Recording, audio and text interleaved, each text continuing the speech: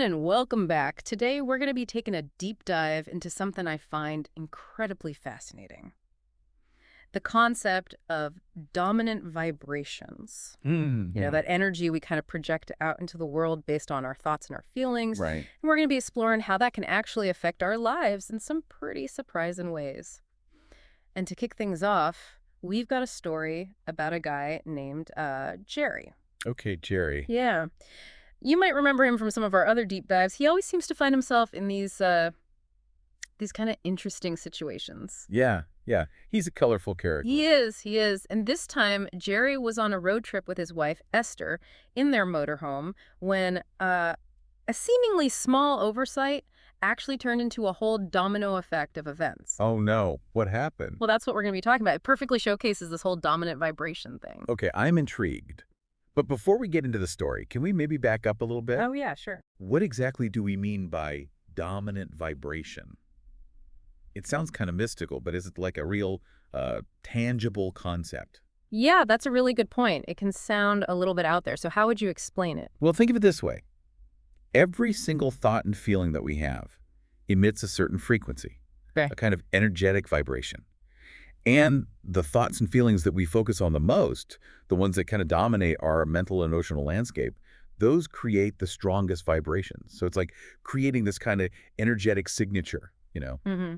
Yeah, so we're always like broadcasting this signal based on what's going on inside. Exactly. And that signal, that dominant vibration, it interacts with the energy around us. Okay. And that influences the experiences that we attract into our lives. So it's not just some like airy-fairy concept. It actually has tangible effects. It totally does. It's like a universal law of attraction. The energy you put out is the energy you get back. I'm starting to see how this could play out in real life. So let's get back to Jerry. What happened on this road trip that demonstrates this idea? All right, let's hear it. Well, so picture this. Jerry is a guy who prides himself on cleanliness. Like, the man gardens in white clothes. Wow. Okay. That's pretty meticulous. Right, that's how meticulous he is. But on this particular trip, he made a seemingly small mistake. He forgot to put the oil cap back on his motorhome after he checked the oil. Oh, no. I can see where this is going. Yeah. And you can probably imagine forgetting the oil cap led to a bit of a mess. Oh, yeah. Oil splattered everywhere. Everywhere. I mean, talk about a meticulous guy's worst nightmare, right? That's rough.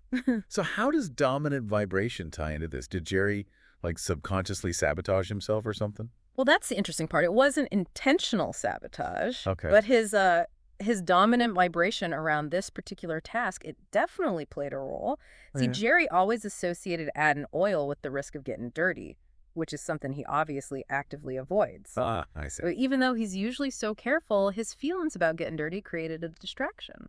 Exactly. His focus on the negative aspects, like the potential mess, the awkwardness of having to add the oil, all that created a dominant vibration that ultimately led to him forgetting the cap. Yeah. It's almost like his subconscious was saying, let's just avoid this whole messy situation altogether. Wow. So even small actions can be influenced by these deeper thoughts and feelings. Absolutely. And this applies to every area of our lives, Yeah. not just oil changes. Not just oil changes. Think about it. Hmm. What are some things that you tend to focus on in your own life? What thoughts and feelings dominate your mental space? That's a great question to consider.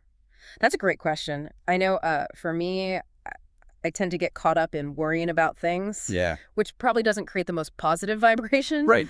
But let's stick with Jerry for a minute. What happened after the oil spill? Did he just like give up and go home? Oh, no, not Jerry. He and Esther, being the resourceful duo that they are, they decided to tackle the problem head on. And this is where it gets really interesting because their response actually demonstrates how we can shift our dominant vibration. Okay, I'm all ears. How did they go from like oil-splattered despair to a vibrational turnaround? So first, they had to just acknowledge the situation. Right. They were frustrated, of course, Yeah. but they didn't let those feelings completely take over. Instead, they shifted their focus to finding a solution. So instead of dwelling on the problem, they channeled their energy into fixing it. Exactly. And that shift in focus, that change in their dominant vibration, is what allowed them to find a solution. So what kind of solution are we talking about? Did they like call a tow truck? They could have. But remember, Jerry and Esther are all about resourcefulness. Right, right. So they ended up finding a brass coupling, some cork, some wire. Wait, where did they even...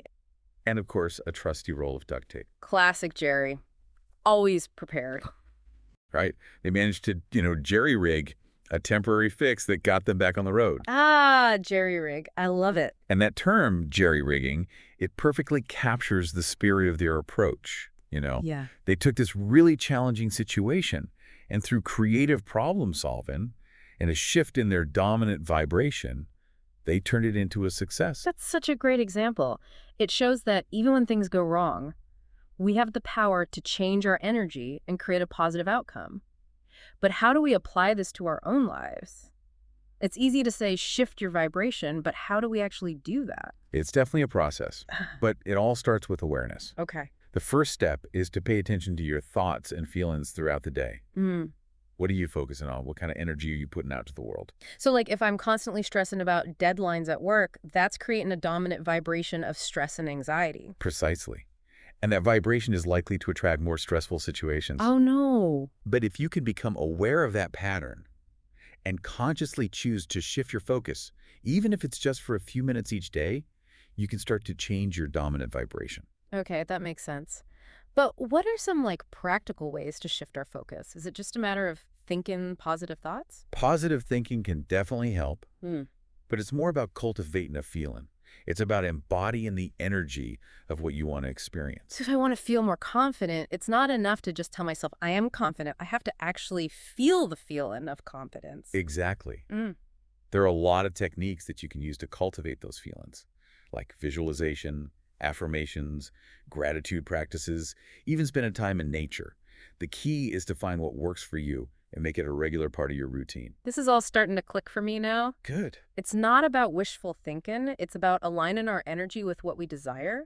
It's about taking control of our own vibrational output. But I imagine it's not always easy to stay positive, especially when life throws us curveballs. Yeah, I hear you. You're absolutely right. Life is it's full of unexpected twists and turns, right? But I think that's where the real power of all this lies. Yeah, for sure. It's not about pretending that everything is always perfect or like denying those negative emotions. Right, okay. It's more about recognizing that we have a choice in how we respond to those challenges. Like that. Just like Jerry and his duct tape. Oh, yeah, good old Jerry. They could have easily panicked and let that whole oil spill ruin their trip. For sure. But instead, they chose to focus on what they could control, their own resourcefulness and problem-solving abilities. And that shift in perspective, that change in their dominant vibration, is what led them to a successful outcome.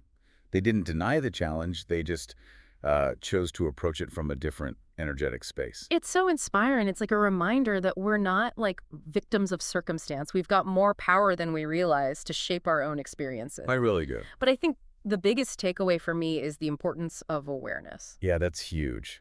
If we're not paying attention to our thoughts and our feelings, we're essentially on autopilot, Right. just letting our dominant vibration dictate our reality. Exactly. Awareness is the first step towards any kind of change. Mm-hmm. Once you become aware of the energy you're putting out, then you can start to make conscious choices about how you want to shift it. So what's one thing our listeners can do today to start becoming more aware of their dominant vibration? I'd say set aside a few minutes each day just for a simple check-in. Pause, take a few deep breaths, and just tune in to your thoughts and feelings. Ask yourself, what am I focusing on right now? What kind of energy am I cultivating? The more you practice this, the more attuned you'll become to your own energetic patterns. That's such a simple yet powerful practice. I'm definitely going to start incorporating that into my daily routine. Awesome. And on that note, I think it's time for us to shift our own vibration towards gratitude for this incredible conversation. It's been a pleasure, as always. And to our listeners, we hope this deep dive has sparked some curiosity and maybe even inspired you to explore the power of your own dominant vibrations. Until next time, keep those vibrations high.